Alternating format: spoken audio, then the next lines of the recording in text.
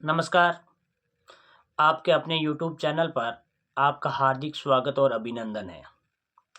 आज मैं आपके लिए प्राइवेट स्कूल में जो आरटीई के तहत निःशुल्क एडमिशन हो रहा है उनके लिए चर्चा करने के लिए हाजिर हुआ।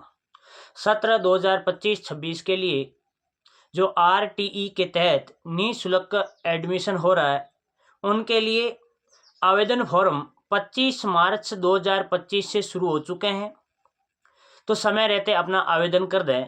7 अप्रैल 2025 तक इनके आवेदन किए जाएंगे।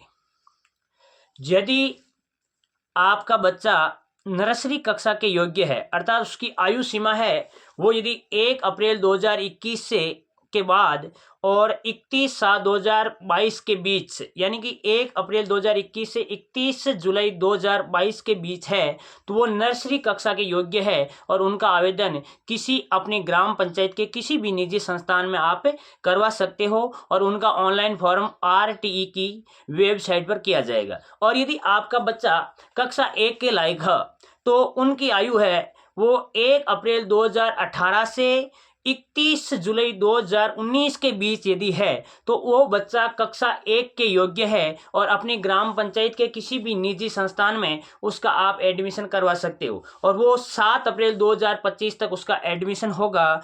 और उससे एडमिशन के लिए आपके जो आवश्यक दस्तावेज है वो इस प्रकार से, विद्यार्थी अर्थात जो बच्चा का आप आवेदन करवाने जा रहे हो वो उनके फोटो, आधार कार्ड या फिर जन्म प्रमाण पत्र जिनसे उसकी आयु की गणना हो सके, और यदि वो ओबीसी, एसटी और एससी का है तो उनका जाति प्रमाण पत्र, उसका मूल निवास, और उसका नहीं हो तो अभिभावक का भी चलेगा। और इसके अलावा यदि वो बीपीएल में है तो उसका बीपीएल कार्ड अर्थात राशन कार्ड जिसका नाम उस राशन कार्ड में होना अनिवार्य है। और यदि वे बीपीएल में नहीं है तो उनका आय प्रमाण पत्र बनाया जाए और आय प्रमाण पत्र जिसकी आय है वो 2.5 लाख से कम होनी चाहिए।